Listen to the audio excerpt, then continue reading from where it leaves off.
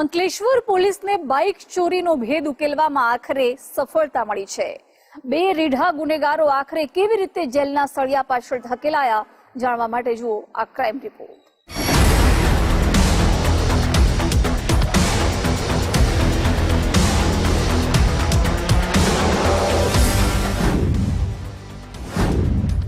અંકલેશ્વરમાં ઝડપાઈ bike cutting gang, વાહનોના ટુકડાનો કરતા વેપાર, રાખતા કટર મશીન, વેચતા સ્ક્રેપમાં, અંતે અપરાધીઓ ગોઠવાયા જેલમાં। માસ્ટર પ્લાન સારો હતો, પણ આ કંઈ નવો ન હતો। પહેલા પણ જે થતું આવ્યું છે તેનું જ પુનરાવર્તન અંકલેશ્વરમાં થયું છે। બાઇકની ચોરી કરી કટર મશીન વડે સ્ક્રેપમાં બાઇકના પાર્ટ્સ વેચનારા આરોપીઓ જેલના સળિયા પાછળ ધકેલાયા છે। ઉસ્માન સિદ્દીકી, મોહમ્મદ સલમાન। વાસ્તવમાં વાત એમ છે કે અંકલેશ્વર બી ડિવિઝન પોલીસના કર્મચારીઓને બાતમી મળી હતી કે બે ઈસમો શંકાસ્પદ મોટરસાયકલ લઈને અંસાર માર્કેટથી સર્વિસ રોડ તરફ થઈને અંકલેશ્વર તરફ આવનાર છે।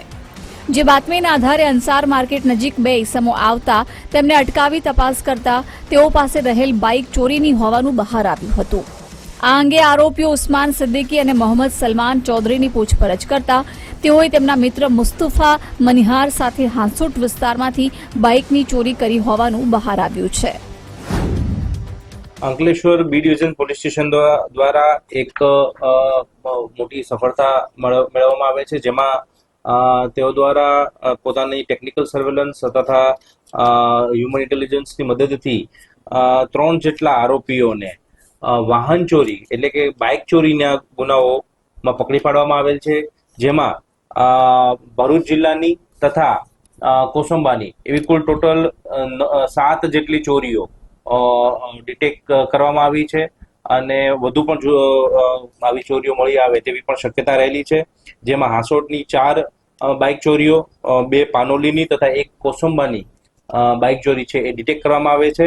આ જે છે એમને જે આરોપી પકડાયેલ છે એ ઉસ્માન જીકરી, મોહમ્મદ સલમાન તથા એક કાયદાના સંઘર્ષમાં આવેલ બાળક છે એ એમાં મળી આવેલ છે। 2 જેટલા આરોપીઓ તેમાં હાલમાં વોન્ટેડ છે।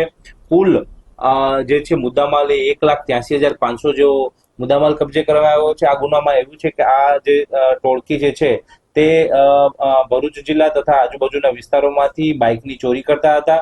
એ બાઇકને ચોરી કરી અને કોઈ એમના જે સ્થળ જે છે ખાસ કરીને અંસાર માર્કેટ પાસે ત્યાં લઈ જઈ અને ત્યાંનું કટિંગ કરી અને તેના સ્પેર પાર્ટ્સ છે એ વેચી દેવા માટેની આ આખી કાવતરું એ લોકો અંજામ આપતા હતા।